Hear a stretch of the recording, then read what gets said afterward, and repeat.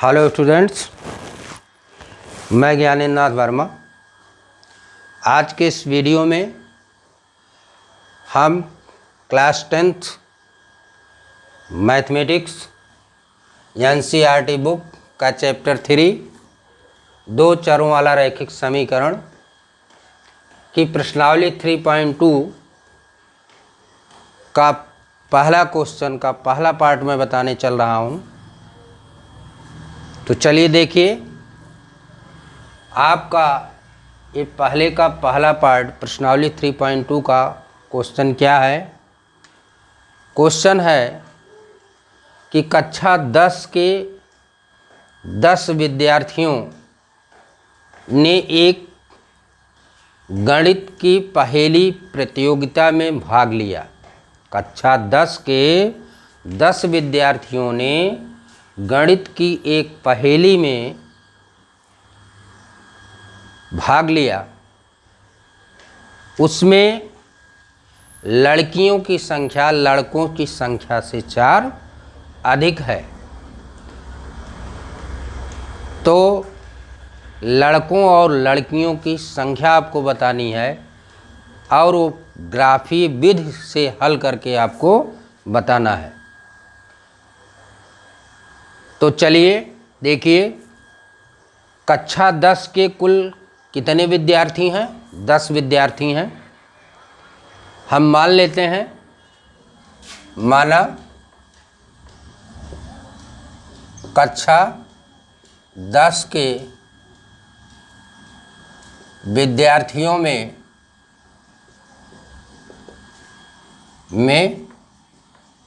लड़कों की संख्या x तथा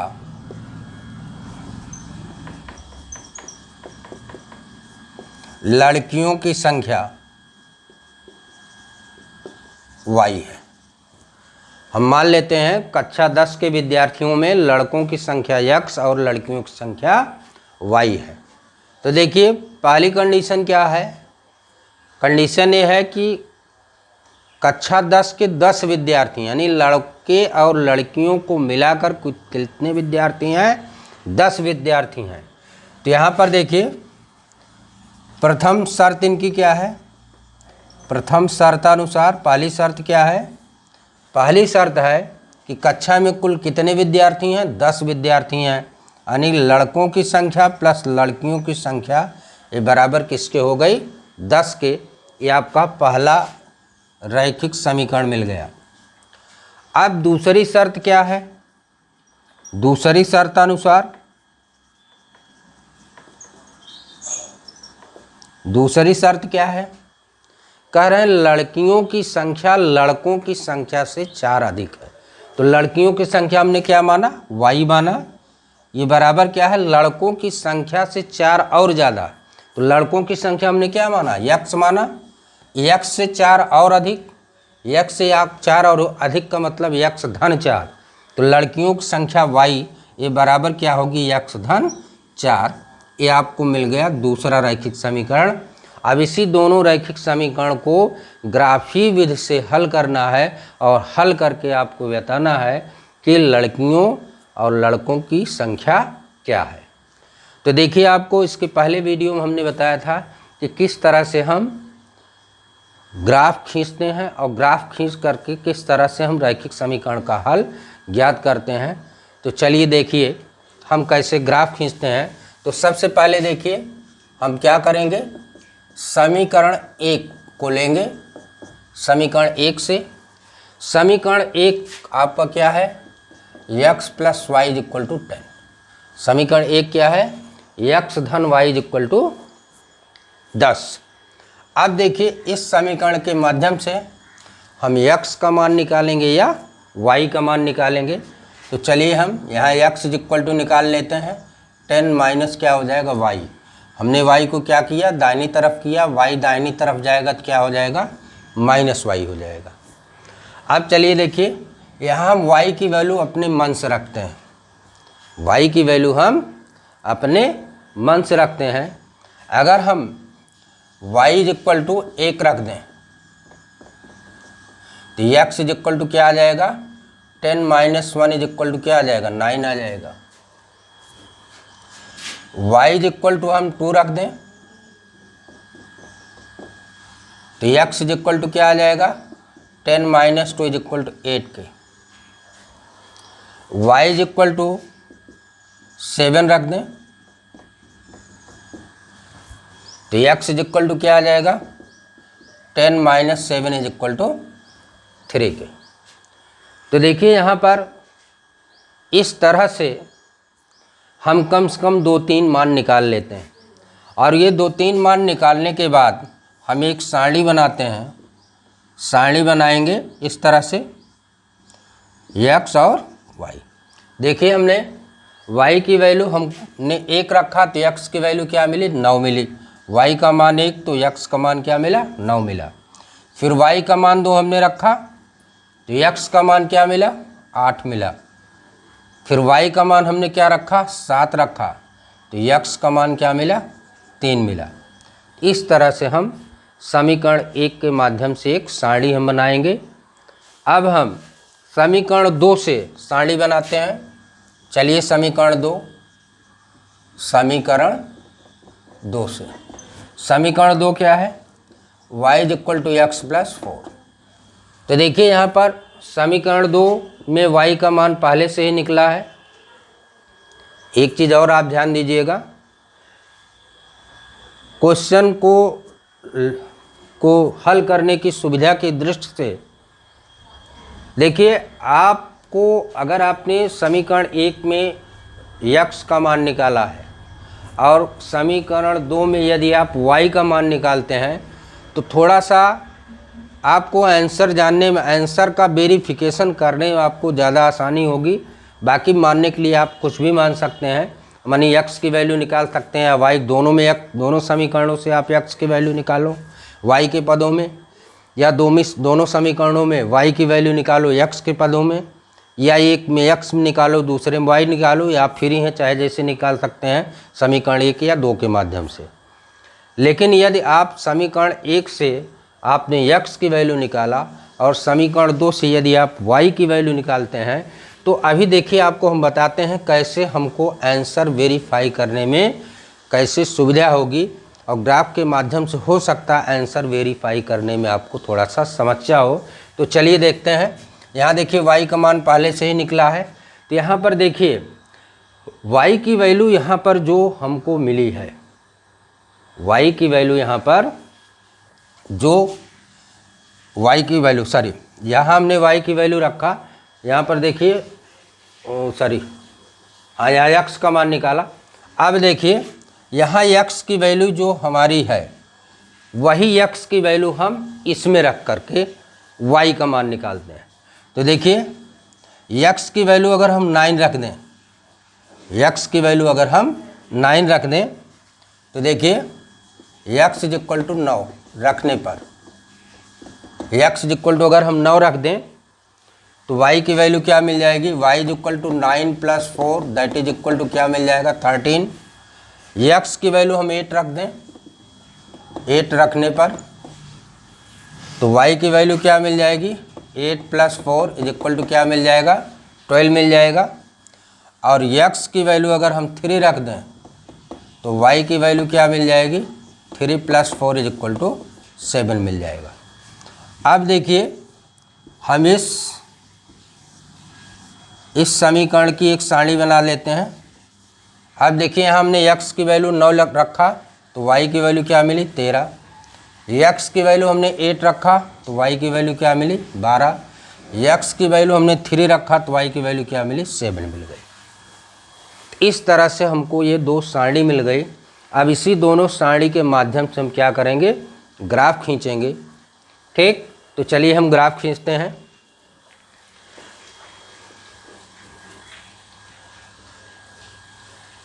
हाँ चलिए ग्राफ खींचते हैं।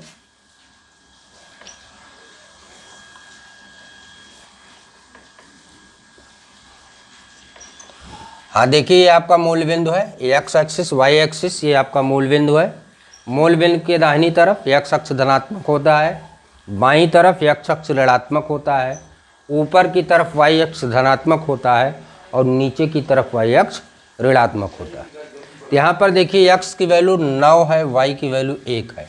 तो यहाँ आप क्या करेंगे 1 2 3 4 5 6 7 8 9 और y की वैल्यू क्या है 1 है, 1 मीन्स है, यानी ये आपका मिल गया है पॉइंट 9 और 1, 9 और 1 ये वैल्यू मिल गई।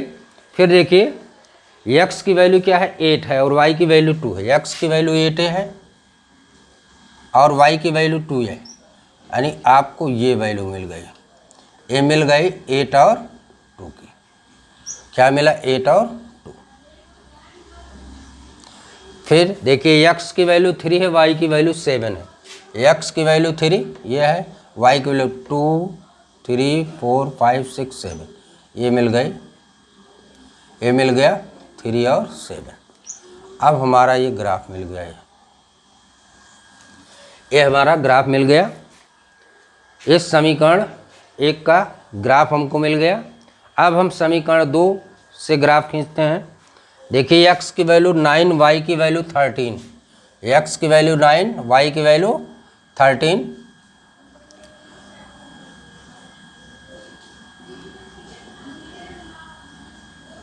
तो x की वैल्यू कितनी है 9, y की वैल्यू क्या है 13, ये हमारा मिल गया 9 और 13, 9 और 13। फिर देखिए x की वैल्यू 8 y की वैल्यू 12, x की वैल्यू 8 y की वैल्यू 12 ये मिल जाएगा 8 और 12। और फिर देखिए x की वैल्यू 3 y की वैल्यू 7 ये आपको मिल जाएगा। इस तरह से ये हमारा ग्राफ मिल जाएगा, इस तरह से हमारा ग्राफ मिल जाएगा। ये दूसरे समीकरण का ये ग्राफ हमको मिला। तो देखिए ये जो ग्राफ आप खींचेंगे, आप अपनी कॉपी पर खींचेंगे, ग्राफ पेपर ले खींचेंगे, तब आपका सही ग्राफ बनेगा। यहाँ ब्लैक बोर्ड पे हम बता दे रहे हैं कि पहली चीज़ तो ग्राफ आप खींचेंगे आपको एक सीधी रेखा मिलेगी। अब देखिए क्वेश्चन में क्या मिला हमको कि ये देखिए दोनों समीकरण से हमारा जो ग्राफ मिला है, ये देखिए दोनों सरल रेखाएं मिली हैं। और देखिए यहाँ पर दोनों सरल रेखाएं किस बिंदु पर काट रही हैं, बिंदु 3 और 7 पर काट रही हैं, यानी किस बिंदु पर काट रही हैं 3 और 7 पर काट रही हैं। तो आलेखी विधि से हल आपको हमने क्या बताया है कि अगर जो है दोनों सरल रेखाएं जिस बिंदु पर काटती हैं उस बिंदु में जो x का निर्देशांक होगा वो x का मान होगा और जो y का निर्देशांक होगा वो y का मान होगा। तो यहाँ x का निर्देशांक क्या है 3 है, तो x की वैल्यू क्या मिल गई 3, और y निर्देशांक क्या है 7 है, y की वैल्यू क्या मिल गई 7 मिल गई। तो x आपने क्या माना था, लड़कों की संख्या आपने माना था, लड़कों की संख्या, और y क्या माना था, लड़कियों की संख्या। तो लड़कों की संख्या आपको क्या मिल गई 3 और लड़कियों की संख्या क्या मिल गई 7 मिल गई। इस तरह से ग्राफी विधि से हम इस तरह से समीकरण को ज्ञात करते हैं। तो चलिए देखिए एक चीज़ आपको हमने बताया था, देखिए इस दोनों सारणी में आपको एक पॉइंट ऐसा मिल रहा है जो दोनों सारणी का कॉमन पॉइंट है 3 7 और 3 7। तो आप जान लीजिए कि अगर किसी भी दोनों सारणी में अगर कोई कॉमन पॉइंट मिल जाता है तो आप जान लीजिए उसी पॉइंट पर वो दोनों रेखाएं काटेंगी। यानी कहने का मतलब आपका जो ग्राफ के माध्यम से वेरिफिकेशन होना है वो एकदम क्लियर है कि वो 3 और 7 पर ही वो दोनों लाइनें काटेंगी। बाकी बीजीविध से अगर आप इसको चेक करना चाहें तो आप चेक कर सकते हैं। पहली कंडीशन क्या है कि दोनों आंसर की आपको वेरीफाई आंसर करना है। तो क्या कह रहे हैं, लड़कों और लड़कियों की संख्या टोटल कितनी है 10 है। तो देखिए यहाँ 3 + 7 क्या करेंगे 10 आ जाएगा, 10 हो जाएगा। फिर कह रहे हैं कि लड़कियों की संख्या लड़कों की संख्या से 4 अधिक है। तो देखिए यहाँ लड़कियों की संख्या क्या आई 7 आई और लड़कों की संख्या क्या आई 3 आई। इसका मतलब लड़कियों की संख्या क्या है, लड़कों की संख्या से 4 अधिक है। इसका मतलब आपका आंसर सही है। तो इस तरह से ये आपका आंसर हो गया, लड़कों की संख्या 3 और लड़कियों की संख्या 7। तो चलिए हम अगले क्वेश्चन पर चलते हैं। अगले क्वेश्चन पर चलते हैं। इसी एक्सरसाइज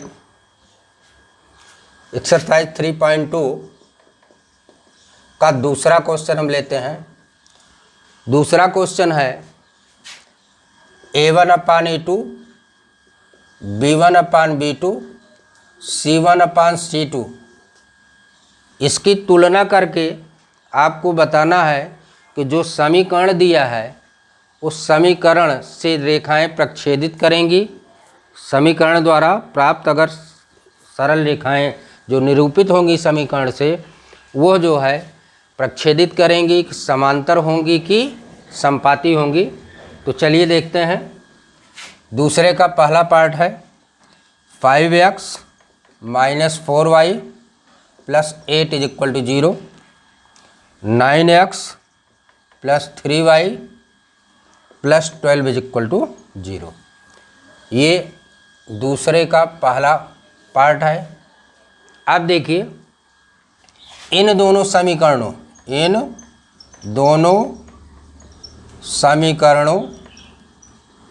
की तुलना क्रमशः A1x + B1y + C1 = 0 और A2x + B2y + C2 = 0 से करने पर इन दोनों समीकरणों की तुलना इन दोनों समीकरणों से कर दीजिए। यानी इस समीकरण की तुलना इस समीकरण से करिए और इस समीकरण की तुलना इस समीकरण से। तो यहाँ देखिए A1 के स्थान पे यहाँ क्या है 5, A1 = क्या आ गया 5। B1 के स्थान पे क्या है -4, B1 = -4। C1 के स्थान पे क्या है, C1 के स्थान पे यहाँ 8 है। फिर देखिए इस समीकरण की तुलना इससे करेंगे। A2 का स्थान पे यहाँ पे देखिए क्या है, A2 = 9, B2 = क्या है 3 और C2 = क्या है 12।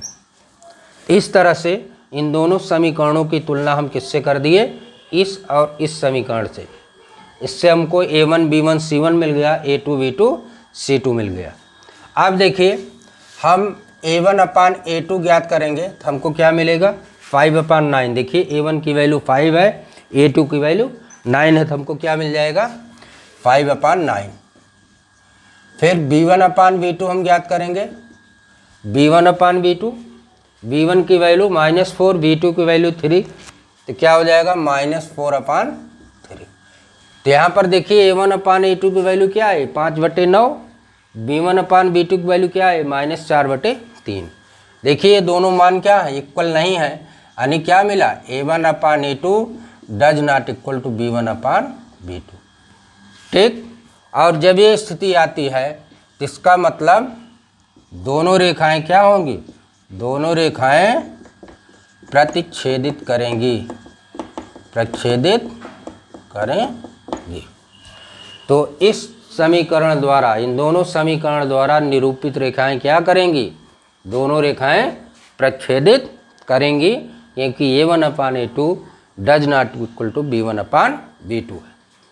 अब चलिए इसी का दूसरा पार्ट, दूसरे का दूसरा पार्ट है 7x + 6y - 9 = 0, 18x + 6y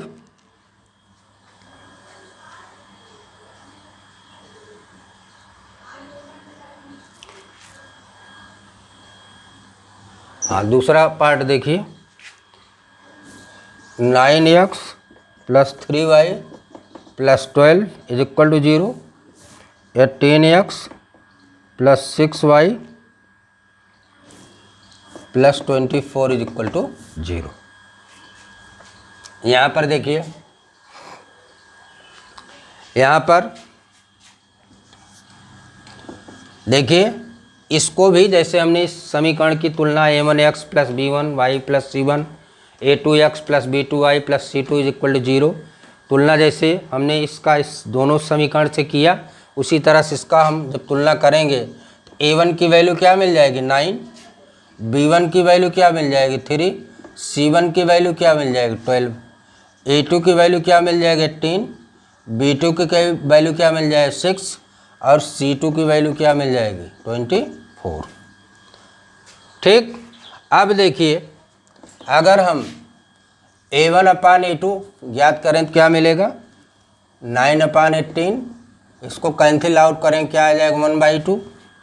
b1/b2 हम फाइंड करें तो क्या मिलेगा 3/6, कैंसिल आउट करें क्या मिलेगा 1/2। और c1/c2 ज्ञात करें तो क्या मिलेगा 12/24, क्या मिल जाएगा 1/2। तो यहाँ पर हमको क्या मिला a1/a2 is equal to b1/b2 is equal to c1/c2।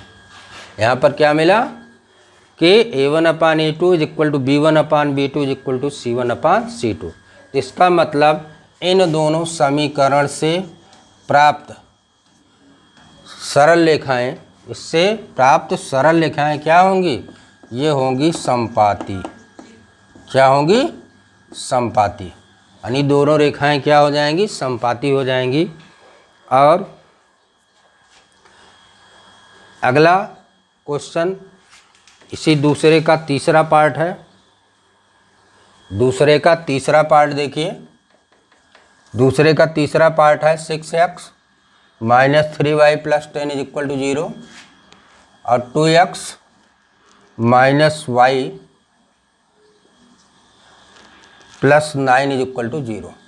अब देखिए जैसे हमने दूसरे के पहले वाले पार्ट में हमने तुलना किया था, a1 की वैल्यू हमारी क्या हो जाएगी यहाँ पर 6, b1 की वैल्यू क्या हो जाएगी -3 और c1 की वैल्यू क्या हो जाएगी 10, a2 की वैल्यू क्या हो जाएगी 2, b2 की वैल्यू क्या हो जाएगी -1 और c2 की वैल्यू क्या हो जाएगी 9। तो देखिए हम a1/a2 जब हम ज्ञात करेंगे तो क्या मिलेगा 6/2, कैंसिल आउट क्या मिल जाएगा 3। b1/b2 हम ज्ञात करें तो क्या मिलेगा -3/-1 क्या आ जाएगा 3 के।